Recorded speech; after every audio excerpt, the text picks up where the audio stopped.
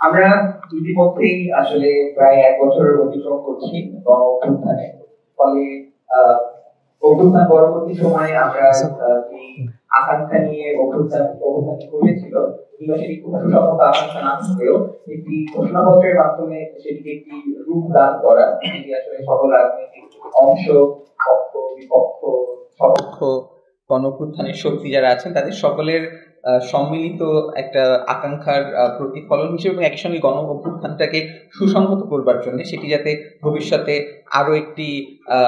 আন্দোলনের মতো হারিয়ে না যায়, যেটি আমরা 1990 সালের স্বৈরাচার বিরোধী আন্দোলন কিংবা তার আগের অনেকগুলো আন্দোলনের সময় দেখেছি যে আন্দোলন করছে কিন্তু সেটি আন্দোলনটা আসলে একটা ঐতিহাসিক ঘটনা হিসেবে হারিয়ে যাচ্ছে। ফলে এই হারিয়ে যাওয়ার জায়গা থেকে প্রতিরোধ করা এবং একই সঙ্গে বাংলাদেশের যতগুলো রাজনৈতিক দল আছে, এবং নিশ্চয়ই প্রশ্ন থাকতেই পারে যে বাংলাদেশের বিদ্যমান রাজনৈতিক দলগুলো আসলে জনগণের প্রতিনিধিত্ব করেন কিনা কিংবা গণ আকাঙ্ক্ষার প্রতিফলন তারা আসলে ঘটান কিনা তাদের কর্মকাণ্ড থেকে শুরু করে যেভাবে তারা পরিচালিত হন।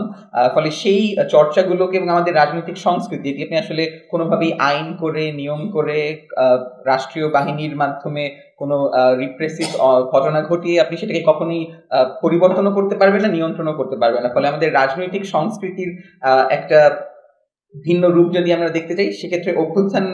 পরবর্তী সময়ে এটি আমাদের ক্ষেত্রে একটা বড় সুযোগ ছিল যে বাংলাদেশের রাজনৈতিক পরিবর্তনের সূচনার জন্য একটা ঘোষণাপত্র, যেটি আসলে সকল রাজনৈতিক পক্ষের মধ্যে একটা আপাত অর্থে ঐক্যমতের সূচনা করবে। সেটির ক্ষেত্রে আমরা মিনিমাম কি কি জিনিস চাই না বাংলাদেশের রাজনৈতিক সংস্কৃতিতে ঘটুক, সেই ন্যূনতম আকাঙ্ক্ষাটুকু যদি আমরা আসলে সিকিউর করতে পারতাম, নিশ্চিত করতে পারতাম, তাহলে হয়তো আমাদের জন্য সেটি ভবিষ্যতে রাজনৈতিক দলগুলো যারা কাজ করবেন, সেগুলো পুরনো রাজনৈতিক দল যারা অতীতে ক্ষমতায় ছিলেন কিংবা নতুন কোনো রাজনৈতিক দল যারা হয়তো বা ভবিষ্যতে ক্ষমতায় আসবেন কিংবা এমন কোনো রাজনৈতিক দল যারা এখনো গঠিতই হননি, সেই সকল রাজনৈতিক দলের ক্ষেত্রে বাংলাদেশের ন্যূনতম রাজনৈতিক কমিটমেন্ট বলতে কি বোঝায়, বাংলাদেশের রাজনীতি করা বলতে আসলে কি কি না করা বোঝায়, এবং জন আকাঙ্ক্ষা বলতে আমরা জনগণ খুবই একটা বাজওয়ার্ড হয়ে গেছে এবং প্রায় অর্থহীন একটা শব্দে পরিণত হয়েছে, এবং প্রত্যেকেই তার নিজের মতন করে জনগণ শব্দটা ব্যবহার করেন। ফলে এই যে একটা অ্যাম্বিগুইটি, সেই অ্যাম্বিগুইটিকে আপাতত অর্থে একটা সিকিউরড করা, যেটা হয়তো বা এক অর্থে কখনোই সম্ভব না, কিন্তু অন্তত পক্ষে আমাদের একটা ন্যূনতম পলিটিক্যাল কমিটমেন্টের জায়গা যে এই কাজগুলো আপনি বাংলাদেশের রাজনৈতিক ক্ষেত্রে করতে পারবেন না, সেই ন্যূনতম এগ্রিমেন্টটুকু আসার জন্য আমাদের ঘোষণাপত্রের খুব প্রয়োজন ছিল। আমি মনে করি যে অন্তত পক্ষে খুবই দেরি হয়ে গেছে, এবং আমি নিশ্চিত নই একেবারেই যে এই 1 বছর পরবর্তী সময়, এবং আমরা দেখতেই পাচ্ছি বাংলাদেশের বিভিন্ন রাজনৈতিক পক্ষ তারা আসলে ঘোষণাপত্রের ব্যাপারে নিজেরাই একমত নন, কিংবা কেন দেওয়া হবে কিনা আদৌ, সেটা নিয়ে বিভিন্ন রকমের অনিশ্চয়তা আছে, এবং সেই অনিশ্চয়তাটা কমছে না, বরঞ্চ সেই অনিশ্চয়তাটা বাড়ছে, যার প্রতিফলন হচ্ছে সরকারের পক্ষ থেকে যে একটা ঘোষণা দেওয়া হলো আওয়ামী লীগকে নিষিদ্ধ করার পরবর্তী সময়, সেটিতে আসলে সময় অতিবাহিত হয়ে গেছে। এবং আমি নিশ্চিত না যে আসলে তারা আগামী 2, 3, 4, 5 মাসে সরকারি উদ্যোগে কোনো এই ধরনের কার্যক্রম আদৌ সম্ভব কিনা সেটির ব্যাপারে আমি ভীষণ রকমভাবে সন্দিহান। বিশেষত বাংলাদেশের অন্যতম বৃহৎ পুরাতন রাজনৈতিক দলগুলো যখন একেবারেই সরকারের সঙ্গে একটা সরাসরি বিরোধের সম্মুখীন অবস্থায় আছেন, তারা আসলে ঘোষণাপত্রে কমিট কেন করতে চাইবেন সেটিও একটা বড় প্রশ্ন হিসেবে আমাদের সামনে উপস্থাপিত হচ্ছে। ফলে আমি খানিকটা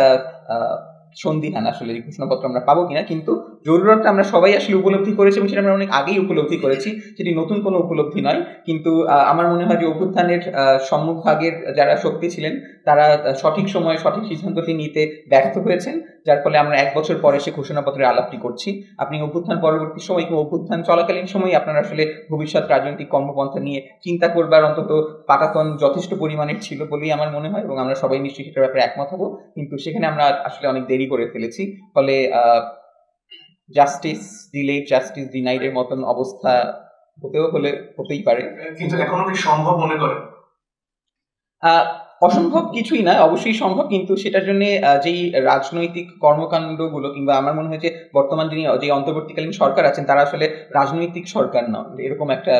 মানে অন্তত তাদের আচরণ, কথাবার্তা কিংবা কর্মকাণ্ড দেখে আমার মনে হয় যে তাদের যে একটা রাজনৈতিক ভূমিকা রাখবার কথা, সেই রাজনৈতিক ভূমিকা থেকে তারা খানিকটা একটু দূরে দূরে আছেন, কিংবা তারা হয়তো বা কোনো রাজনৈতিক শক্তিগুলোকে এই বার্তা দিতে চান না যে আমরা একটা রাজনৈতিক সরকার। অন্তর্বর্তীকালীন সরকারের একটা খোল নলচেহীন, নখ দর্পণহীন একটা কি বলবো প্রশাসক হিসেবে কিছু মানুষ ক্ষমতায় অধিষ্ঠিত আছেন, যারা আসলে বিভিন্ন ক্ষেত্রেই কিছু করতে পারছেন না, এবং সেটি আমাদের যারা গণ অভ্যুত্থানের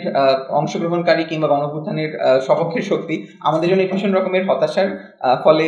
সেই হতাশাটা রয়েছে। আমার মনে হয় যে চাইলে এখনো করা সম্ভব, কিন্তু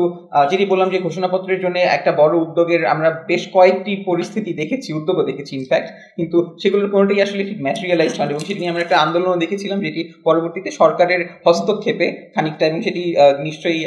এনসিপি থেকে শুরু করে আরো কয়েকটা রাজনৈতিক দলের অংশগ্রহণে সেটি একটা দাবি হিসেবে হাজির হয়েছিল, কিন্তু সেটি সরকারের মধ্যস্থতায় খানিকটা পিছিয়ে এসে এক ধরনের কনসেশনের মতন করে